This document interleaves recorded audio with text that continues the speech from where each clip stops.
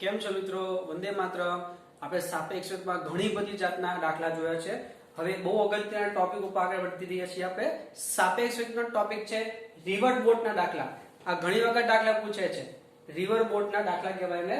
તો રિવર બોટના દાખલામાં ત્રણ પ્રકારના વેગ આવે.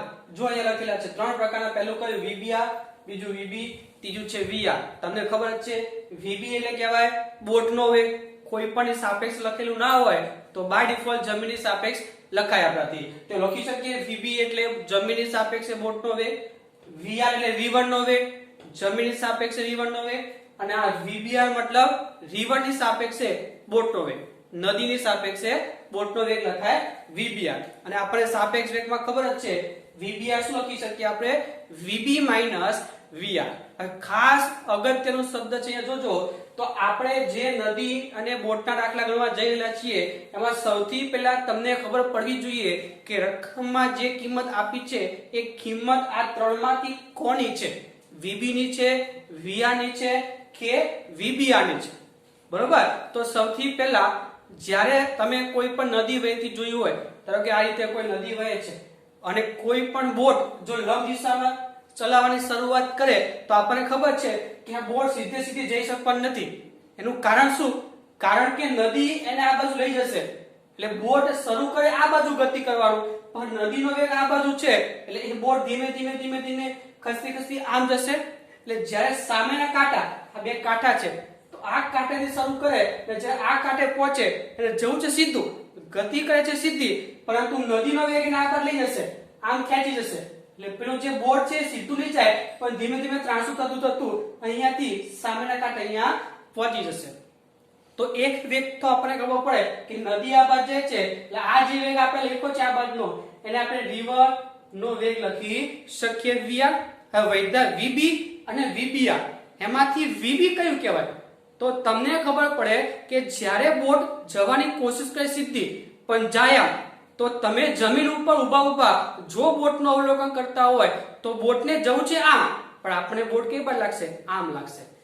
કારણ કે નદી એને આ બાજુ ખેંચી જશે. એટલે ભલે બોટ કોશિશ કરે છે આ બાજુ જવાની, પણ નદીના કારણે એ આ બાજુ જશે. એટલે આપણે જમીન ઉપર ઉભા હોઈએ તો બોટ આપણે સીધી ના દેખાય પણ આમ જતી દેખાય. એટલે આપણે જમીન ઉપર ઉભા જે અવલોકન કરીએ છીએ અને જે વેગ આપણે જોઈએ છીએ એને વીબી કહેવાય. તો જે બાજુ બોટ જતી હોય એને કહેવામાં આવે છે વીબી. તો આ થઈ ગયું વીઆર, આ થઈ ગયું વીબી. તો વીબીઆર કોને કહેવાય? તો વીબીઆર મતલબ એ જે બોટ ગતિ કરવાની જે બાજુ કોશિશ કરે, બોટ ગતિ કરવાની જે બાજુ કોશિશ કરે, સીધી જવાની કોશિશ કરે છે આપણા કિસ્સામાં, તો એ દિશાને કહેવાય છે વીબીઆર. એટલે મેં અહીંયા લખેલા છે સંકેત જો. સૌથી પહેલા વીઆર નદીનો વેગ કહેવામાં આવે છે, પછી વીબી ને બે વખત અલગ અલગ રીતે કહેવાય.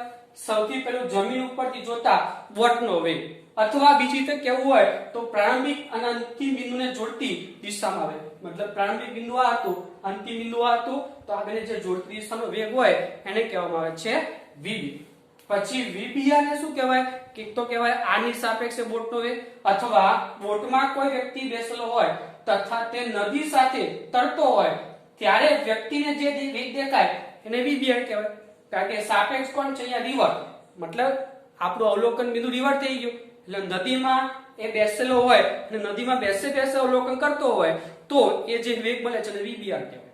આ બંનેમાં ખાસ યાદ રાખજો, આ નદીની સાપેક્ષે છે, મતલબ વ્યક્તિ નદીમાં બેસેલો હોય અને એ અવલોકન કરતો હોય. જે આ વીબીજી લખી શકીએ, મતલબ વ્યક્તિ જમીન ઉપર ઉભેલો હોય અને જે વેગ દેખાય છે એને વીબી કહેવાય. તો આ થઈ ગયો વીબીઆર. અથવા બોટના એન્જિનનો વેગ પણ કહેવાય.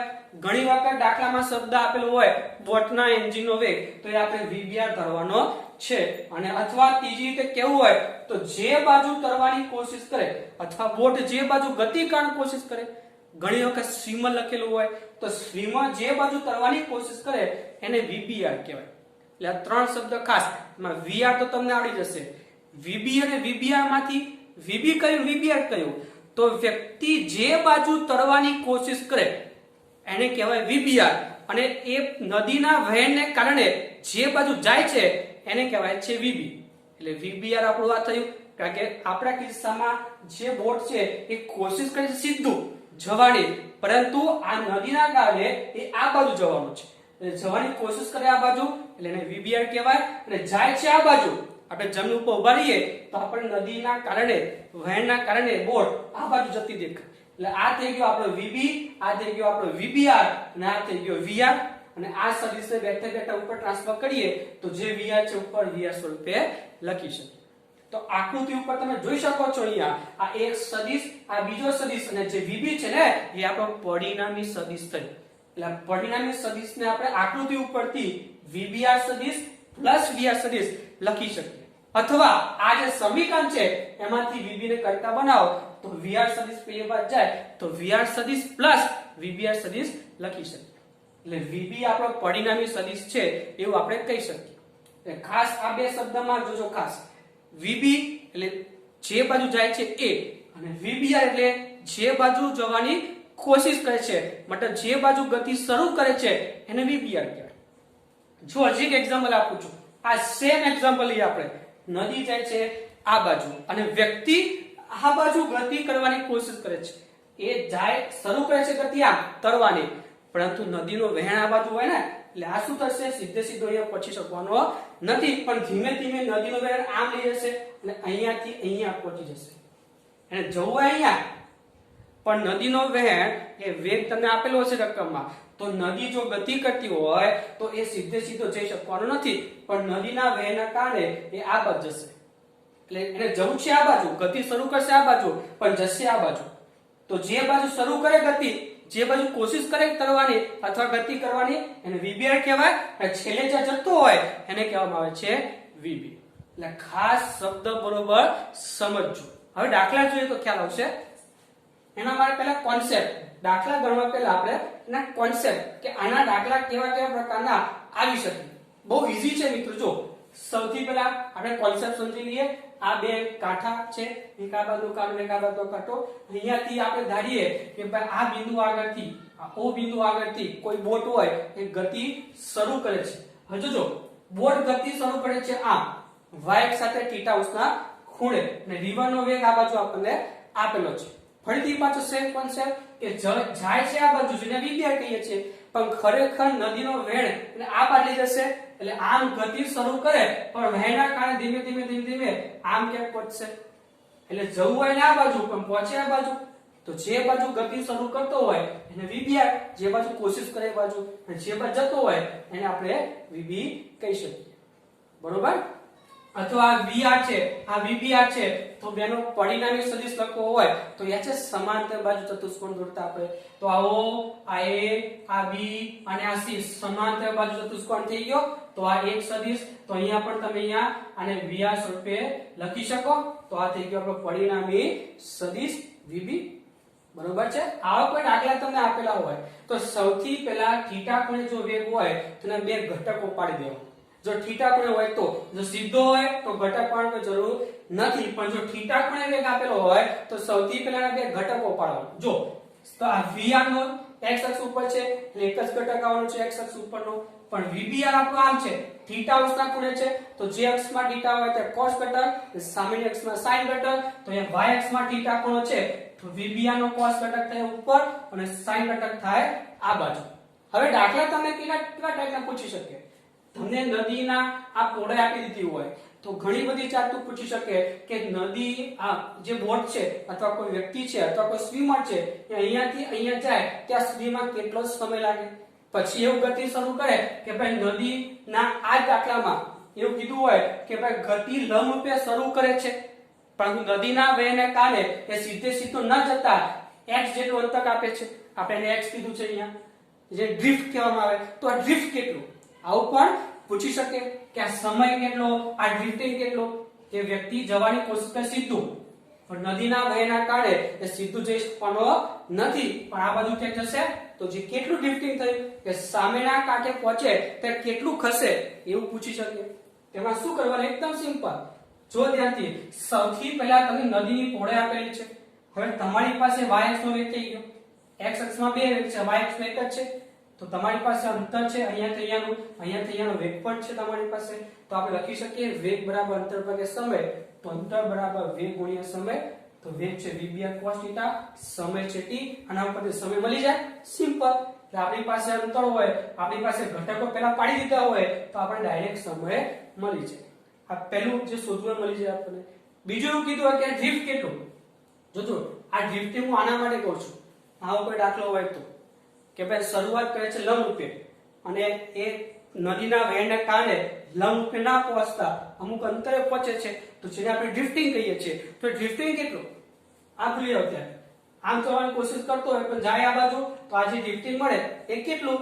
તો ડ્રિફ્ટિંગ કરવા માટે આપણે જે સમય મળ્યો છે y અક્ષ માં, કારણ કે જેટલો સમય y અક્ષ માં અહીંયા થી થાય એટલો જ સમય x અક્ષ માં પણ થાય. કારણ કે x અક્ષ માં સમય આટલો અને y અક્ષ માં સમય સરખો જ થવાનો. એટલે કે નદી નો વહેણ છે ને આમ લઈ જવાની કોશિશ કરે એટલે x અક્ષમાં અને y અક્ષમાં એક સરખા સમયમાં ખસે. એટલે જે સમય તમને y અક્ષમાં મળ્યો હોય આના ઉપરથી એ સમય તમે આના ઉપર લઈ શકો x માટે. તો ફરીથી પાછું સેમ, વેગ બરાબર અંતર ભાગ્યા સમય, તો અંતર બરાબર વેગ ગુણ્યા સમય. પણ વેગ ખાસ જો હવે x અક્ષ ઉપર બે ઘટક છે. આપણે નદીના વહેણને આ બાજુ પ્લસ ધારીએ તો આ થઈ ગયો vr પ્લસ અને આ થઈ ગયો vbr sin θ માઈનસ માં. તો વેગ કેટલો લખાય vr minus vbr sin θ into સમય t. આ t ની કિંમત સમીકરણ 1 માંથી મૂકી દો તમને ડ્રિફ્ટિંગ પણ મળી જાય.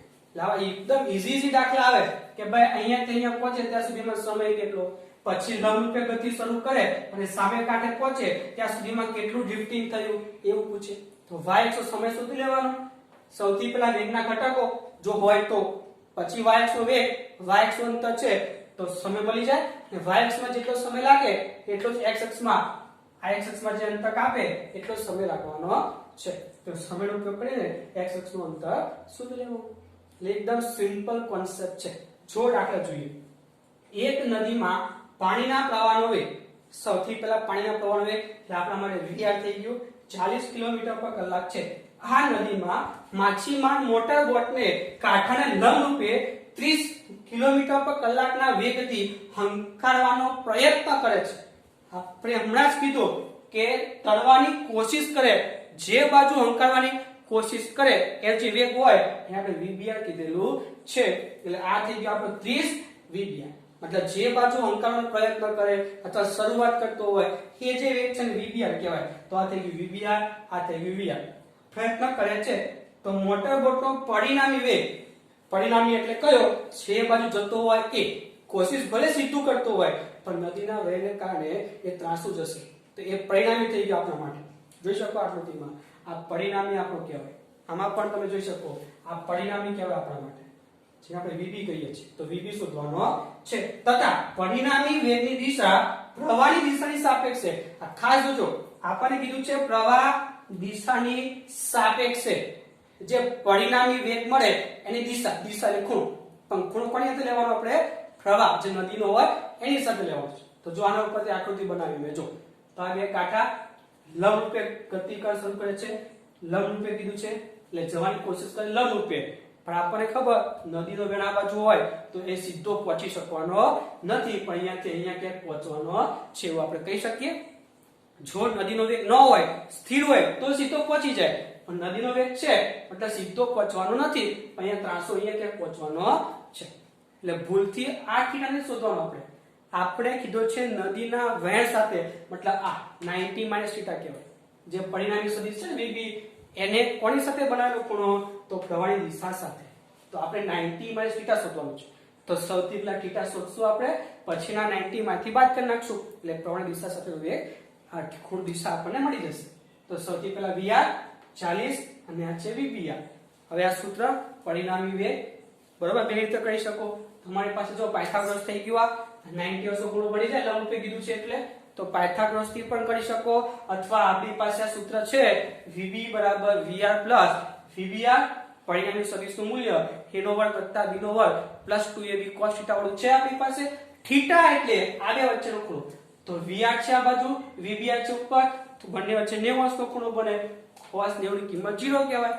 તો આ થઈ ગયું 40 નો વર્ગ પ્લસ 30 નો વર્ગ એટલે કે વર્ગમૂળમાં 2500, એટલે આપણે vb મળી જાય 50 km/h. આપણે મૂલ્ય સાથે સાથે દિશા પણ શોધવાની છે.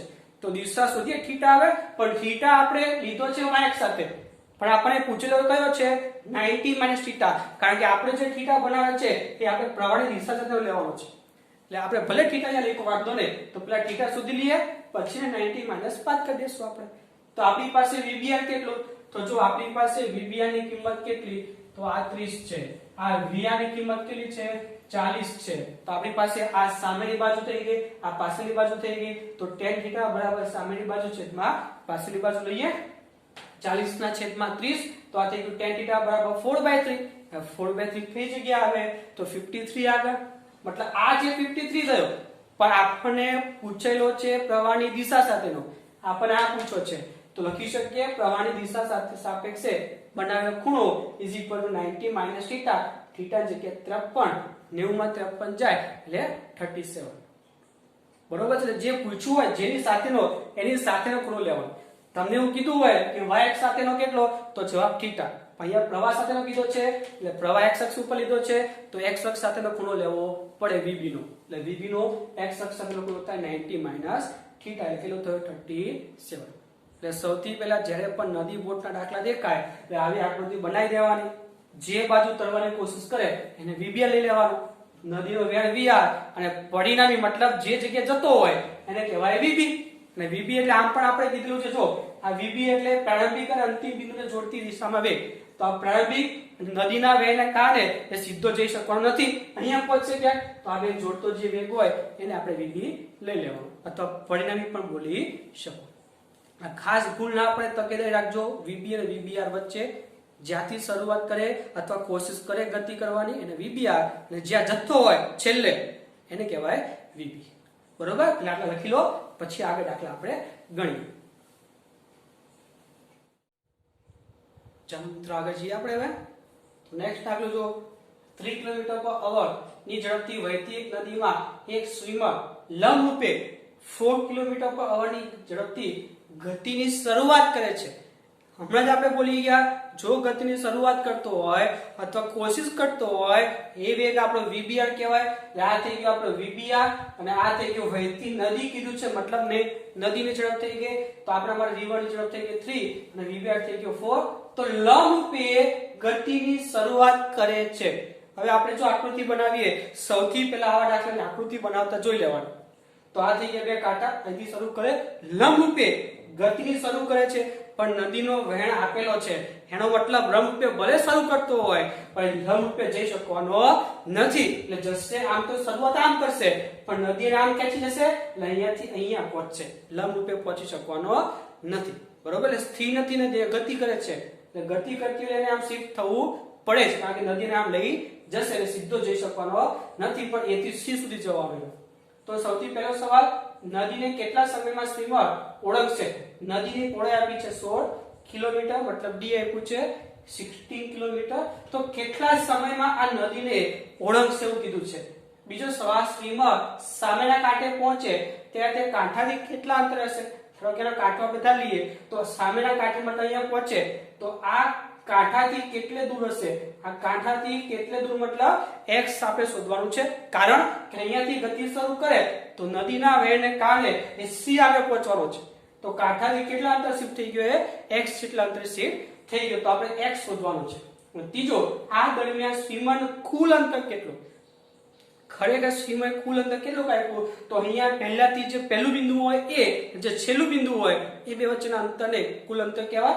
તો પહેલું બિંદુ ને છેલ્લું બિંદુ મતલબ AC, આ AC થઈ ગયો આપણું કુલ અંતર, મતલબ પહેલા સમય, પછી x અને પછી AC અંતર શોધી લો. તો સિમ્પલ આપણી વાત થઈ હતી કે સમય શોધવા માટે, x શોધવા માટે સૌથી પહેલા વેગના ઘટક પાડવાના. જો વેગ θ ખૂણે હોય તો, અને જો x ને y અક્ષ માં હોય વેગ તો એકદમ સિમ્પલ દાખલો થઈ જાય, તો પછી ઘટક પાડવાની કોઈ જરૂર નથી. આ દાખલામાં આપણો જે વેગ છે એ θ ખૂણે નથી, મતલબ y અક્ષ ઉપર જ છે, એટલે ઘટકો પાડવાની કોઈ જરૂર નથી, તમે ડાયરેક્ટ લખી શકો. પણ હા, જો θ ખૂણે આમ આપેલો હોય વેગ તો એના બે ઘટક લખવા પડે, કારણ કે y અક્ષ ઉપર સમય લેવો હોય તો y અક્ષ નો વેગ અને y અક્ષ નો આપણે અંતર જોઈએ. તો આપણી પાસે y અક્ષ નો વેગ અને y અક્ષ નું અંતર છે, જો VBR 4 અને D છે 16, તો આપણને આના ઉપર સમય મળી જાય કે ભાઈ આ વેગ બરાબર અંતર ભાગ્યા સમય, તો સમય બરાબર અંતર ભાગ્યા વેગ, તો y અક્ષ ઉપર અંતર 16 અને વેગ છે 4, એટલે થઈ ગયું 4 અવર. એકદમ સિમ્પલ. જો થીટા ખૂણે હોય તો ઘટક પાડીને y નો ઘટક લેવાનો નીચે, અને જો સિમ્પલ x અને y પદ છે તો પછી ઘટક કોઈ પાડવાની જરૂર નથી, કારણ કે શરૂઆત કરે છે લંબરૂપે એટલે ખાલી y જ આવવાનો છે, તો ડાયરેક્ટ લખી શકો તમે. હવે x વધુ છે તો હમણાં જોઈ ગયા કે અહીંયાથી અહીંયા y અક્ષમાં જેટલા સમયમાં પહોંચે એટલા સમયમાં x અક્ષમાં પહોંચવાનો છે, તો y અક્ષનો જે સમય હોય એ x અક્ષમાં લઈ શકીએ આપણે. તો આપણી પાસે y અક્ષનો સમય છે 4 અવર, તો x એટલે અંતર, આપણી પાસે આ વેગ પણ છે vr, જો vr એ છે 3, કારણ કે x અક્ષ ઉપર નદી વહે છે એટલા માટે. તો ફરીથી સેમ સૂત્ર લઈએ, વેગ બરાબર અંતર ભાગ્યા સમય, તો અંતર બરાબર વેગ ગુણ્યા સમય, તો વેગ છે 3, સમય છે 4, તો આપણને મળી જાય 12 કિલોમીટર. આ થઈ ગયું અંતર આપણું. હવે આવે છે કુલ અંતર AC, તો પાયથાગોરસની ઉપરથી પણ શોધી શકાય, કારણ કે આપણી પાસે આ અંતર છે, આપણી પાસે આ અંતર છે, તો આ અંતર મળી જાય AC નો વર્ગ બરાબર AB નો વર્ગ પ્લસ BC નો વર્ગ ઇઝ ઇક્વલ ટુ AC નો વર્ગ, એટલે શોધવાનું છે આ AB એટલે આપણા માટે 16 નો વર્ગ અને BC એટલે આપણા માટે x, અને x આપણી પાસે 12 છે. તો જો AC બરાબર વર્ગમૂળમાં આ 16 છે એનું લખી શકું 16 * 16, મતલબ 4² * 16 લખી શકીએ આપણે, બરોબર. આ જ પ્રમાણે 12 નો વર્ગ છે તો 12 ના બે ઘટક પાડી દો, 4 × 12, મતલબ શું થઈ ગયું 4² * 3², આ 4² * 3² મતલબ 9. આમાંથી 4² કોમન કાઢો, વર્ગમૂળની બહાર જાય મતલબ 4, વધે અહીંયા 16 + 9 મતલબ 25, 25 નું વર્ગમૂળ 5, તો જવાબ થઈ ગયો 20 કિલોમીટર. એટલે મિત્રો બહુ સિમ્પલ દાખલા આવે છે. y અક્ષ નો સમય હોય, ક્યાં તો પછી શિફ્ટિંગ ડ્રિફ્ટ કહેવાય, ડ્રિફ્ટ x એટલે તો ડ્રિફ્ટિંગ કેટલું, ક્યાં તો પછી કુલ અંતર કેટલું, આવા દાખલા. જો આવા દાખલા હોય તો સિમ્પલ, સૌથી પહેલા જો વેગ y અક્ષમાં હોય તો ડાયરેક્ટ થઈ જાય, અને જો થીટા ખૂણે વેગ આપેલો હોય તો x અને y અક્ષના ઘટક લઈ લેવાના, એમાં જો y અક્ષનો ઘટક મળે વેગનો તો આપણને સમય મળી જાય, અને એ સમયનો ઉપયોગ x અક્ષમાં કરો, અને x અક્ષમાં જે બે ઘટક હોય તો એ ઘટકનો ઉપયોગ કરી લેવાનો. પણ અહીંયા તો ઘટક પણ કોઈ જરૂર નથી, કારણ કે બંને x અક્ષ અને y અક્ષમાં જ છે, તો ડાયરેક્ટ જ થઈ જવાનું છે, બરોબર. હવે આગળ વધીએ આપણે. તો જો એક હોડી નદીના પાણીમાં 8 કિલોમીટર/કલાકની ઝડપથી ગતિ કરી શકે છે, બરોબર. આ બોટની ઝડપ આપી છે આપણને. આ હોડીને 4 કિલોમીટર/અવર ના વેગથી વહેતી નદીના એક કાંઠેથી લંબ દિશામાં આવેલા બીજા કાંઠાના સ્થાને પહોંચવું છે. તો જો આને પહોંચવું છે, એ શરૂઆત નથી કરવી. આ દાખલામાં નાખેલા ફરક કે અહીંયા શરૂઆત કરતો તો લંબરૂપે, જયાને પહોંચવાનું છે લંબરૂપે, મતલબ અહીંથી શરૂ કરે તો અહીંયા પહોંચવું છે, તો ઓબ્વિયસલી આપણને ખબર પડે જો અહીંથી અહીંયા પહોંચવું હોય તો ઓબ્વિયસલી આમ શરૂ કરવી પડે ગતિ, કારણ કે ગતિ આમ શરૂ કરે તો નદી અને આમ લઈ જશે, તો ધીમે ધીમે લંબરૂપે પહોંચી શકે. પણ જો એ લંબરૂપે જ ગતિ શરૂ કરે તો લંબરૂપે પહોંચી શકવાનો નથી, કારણ કે નદી એને આમ લઈ જશે, અને જેવું થશે. જો સીધું શરૂ કરશે તો સીધો પહોંચી શકવાનો નથી, પણ આમ પહોંચશે. પણ આપણે તો લંબરૂપે પહોંચવાનું છે, ફરજિયાત અહીંયાથી અહીંયા જવાનું છે, તો અહીંયાથી અહીંયા આવવું હોય તો શરૂઆત આપણે અહીંથી કરવી પડે, જેથી નદી આપણે આમ લઈ જાય તો આપણે સીધે પહોંચી શકીએ. તો અહીંયાથી અહીંયા પહોંચવા માટે આપણે આ બાજુ ગતિ શરૂ કરવી પડે. તો સૌથી પહેલું હોડીને કઈ દિશામાં હંકારવી જોઈએ, દિશા મતલબ થીટા, તો થીટા શોધવાનો છે. અને બીજું, જો નદી 600 મીટર પહોળી હોય તો આ નદી પાર કરતા હોડીને કેટલો સમય લાગે. આ 600 મીટર, તો અહીંયાથી અહીંયા પહોંચવાનો સમય કેટલો, તો આપણી પાસે vr છે 4 નદીનો વેગ, અને vbr ઇઝ ઇક્વલ ટુ આપણી પાસે 1 કિલોમીટર/અવર છે, બરોબર. અને d આપણી પાસે 600 મીટર એટલે 0.6 કિલોમીટર આપણે કહી શકીએ, બરોબર. તો આપણી પાસે થીટા, જો સામેની બાજુ છે આપણી પાસે કોણ છે vbr, તો લખી શકીએ sin θ બરાબર સામેની બાજુ છેદમાં કોણ, તો vr થઈ ગયો 4, vbr. તો જો અહીંયા હોડી નદીના પાણીમાં છે, એટલે જે નદીના પાણીમાં હોડીનો વેગ આપ્યો છે, મતલબ હોડી નદીના પાણીમાં હોય તો નદીનું પાણી સાપેક્ષ લખવું પડે, એટલે આપણી પાસે vbr છે, vb નથી, બરોબર. તો આપણી પાસે vr vbr ની કિંમત મૂકો એટલે 1/2 થઈ જાય, તો થીટા થઈ ગયું 30, દિશા મળી ગઈ.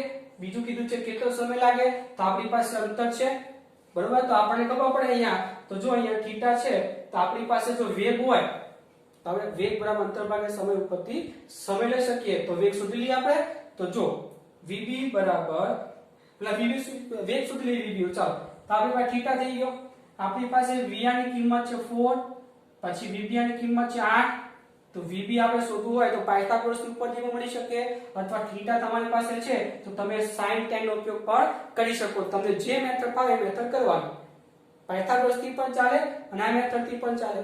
તો tan થીટા બરાબર સામેની બાજુ છેદમાં પાછળની બાજુ VR છેદમાં VB, VB બરાબર VR ના છેદમાં tan થીટા, થીટા છે 30, VR ની જગ્યાએ કિંમત કેટલી તો 4 અને tan 30 એટલે 1/√3, તો ઉપર જે તો ગુણાકારમાં આવી જાય 4√3. આ v ની કિંમત મળી ગઈ. વેગ આપણી પાસે અંતર છે તો સમય મળી જાય. વેગ બરાબર અંતર ભાગ્યા સમય, તો શું થઈ ગયું? સમય બરાબર અંતર ભાગ્યા વેગ. અંતર 0.6 કિલોમીટર અને વેગ બેઠો લઈ લો એટલે આપણે 0.0687 કલાક જવાબ મળી જાય. એકદમ સિમ્પલ દાખલા છે મિત્રો, બરોબર. હવે જો થોડું અલગ વેરાયટી જોઈએ આપણે, તો સૌથી પહેલા થોડો કોન્સેપ્ટ જોઈ લઈએ આપણે, બરોબર. તો હવે આવે છે શોર્ટેજ ડિસ્ટન્સ. આ જ દાખલા પણ હવે ડખમમાં શું આપ્યું હોય? સૌથી ટૂંકો રસ્તો અથવા શોર્ટેજ ડિસ્ટન્સ, આવા શબ્દ આપેલા હોય તો એમાં મતલબ સમજીએ પહેલા આપણે. તો જો શોર્ટેજ ડિસ્ટન્સ, આ નદી છે, અહીંયાથી અહીંયા જવું હોય તો સૌથી ટૂંકામાં ટૂંકો માર્ગ કયો? આમ જાય તો સૌથી ટૂંકો કહેવાય, સીધો જાય તો સૌથી ટૂંકો કહેવાય, કે આમ જાય સૌથી ટૂંકો કહેવાય? તમને ખબર તો પડે આટલી કે આ કાંટાથી આ કાંટે જવું હોય તો ઓબ્વિયસલી છે સીધું જશે તો સૌથી ટૂંકો માર્ગ થવાનો છે.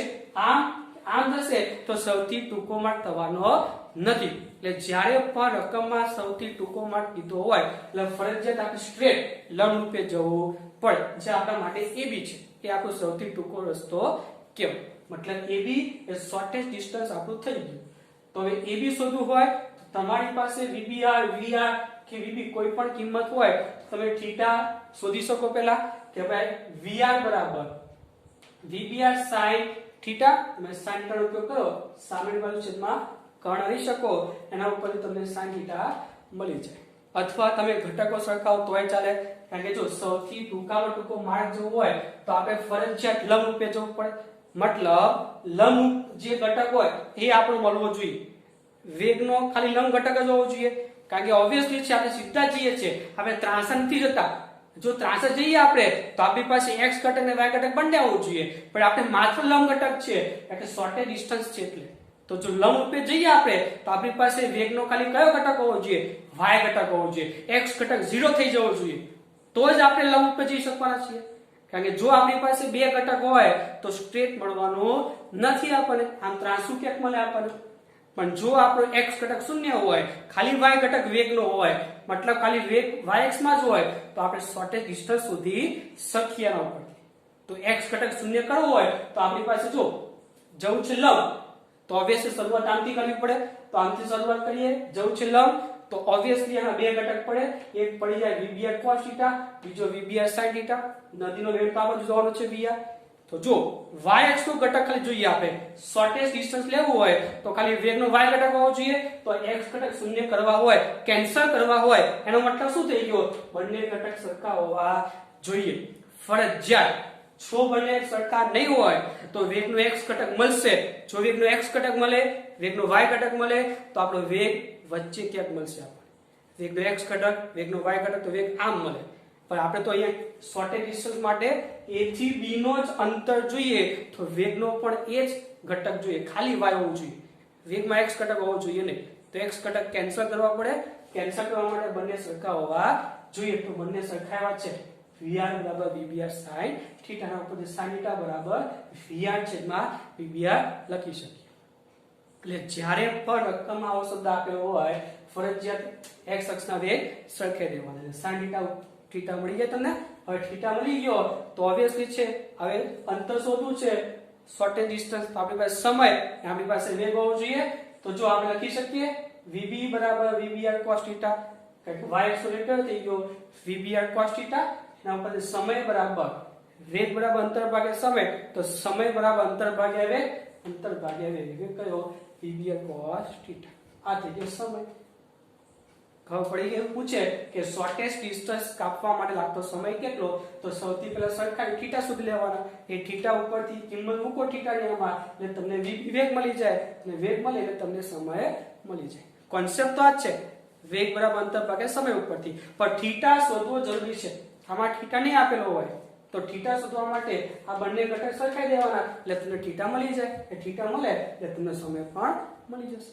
એટલે ખાસ યાદ રાખવાનું, શોર્ટેજ ડિસ્ટન્સ મતલબ a થી b લંબ સીધે સીધું એ શોર્ટેજ ડિસ્ટન્સ કહેવાય. સો એક દાખલો છે અહીંયા. નદીના પાણીમાં એક બોટની ઝડપ 5 કિલોમીટર/અવર છે. તે 1 કિલોમીટર પહોળાઈવાળી નદીને સૌથી ટૂંકા માર્ગ પર 15 મિનિટમાં ઓળંગે છે. તો સૌથી ટૂંકો માર્ગ એટલે આપણો આ થયો. ઓળંગવા માટે સમય કેટલો આપ્યો છે? 15 મિનિટનો. તો નદીના વહેણની ઝડપ શોધવાની છે. તો બોટની ઝડપ મતલબ vb આપ્યું છે. આ d આપણી પાસે 1 કિલોમીટર છે, બરોબર, અને સમય આપ્યો છે 15 મિનિટ અને કલાકમાં લઈ જાવ એટલે થઈ જાય 1/4 અવર. એટલે ઓબ્વિયસલી સૌથી ટૂંકા માર્ગનો સમય આપ્યો છે, મતલબ આપણા માટે અહીંથીનો સમય કહેવાય. તો આપણી પાસે અહીંથીનો સમય આપેલો કહેવાય. આપણી પાસે અહીંથીનું અંતર પણ છે કિલોમીટર. તો અહીંયાથી એનો વેગ મળે મતલબ vbr મળી જાય આપણને. એટલે ખાસ શબ્દ જોવાના, સૌથી ટૂંકા માર્ગનો સમય આપ્યો છે. તો સૌથી ટૂંકો માર્ગ એટલે આપણા માટે a થી b થયો. સૌથી ટૂંકો માર્ગ AB નો સમય એનો આપણી પાસે અંતર છે તો આપણી પાસે વેગ મળી જાય. તો શું લખાય? વેગ બરાબર અંતર ભાગ્યા સમય. તો સમય 1/4 ઉપર જાય 4 તો vbr થઈ ગયું 4. તો આ vbr આપણને મળી ગયું. આપણી પાસે vb છે 5 તો આ થઈ ગયું આપણી પાસે 4, આ થઈ ગયું 5. તો પાયથાગોરસ ઉપરથી vr આપણને મળી જાય કારણ કે નદીનો વહેણ શોધવો છે, બરોબર. તો પાયથાગોરસ આપી દો. vb² બરાબર vbr² પ્લસ vr². vr² કરતા બનાવો આ પેલી બાદ જાય. આ 5 ને 4 5 × 25 4 નો વર્ગ 16 તો બાદ બાકી થઈ ગઈ 9. તો vr બરાબર 3 કિલોમીટર/અવર. એટલે સૌથી ટૂંકો માર્ગ શબ્દ આવે એટલે આપણે સીધું મગજમાં લાઈટ થઈ જ જવી જોઈએ કે સ્ટ્રેટ સીધો રસ્તો લેવાનો છે. અને એનો સમય, એનો અંતર, એના ઉપરથી વેગ મળી જાય અને વેગ ઉપરથી પાયથાગોરસ લઈ લો એટલે vr આપણને મળી જાય. મોટા ભાગે પાયથાગોરસ અને આ સેમ કોન્સેપ્ટ છે. ખાલી શબ્દ જોવાના, શોર્ટેજ ડિસ્ટન્સ છે કે નહીં. જો હોય તો સીધો રસ્તો છે મતલબ, બરોબર છે. લખી લો ચાલો.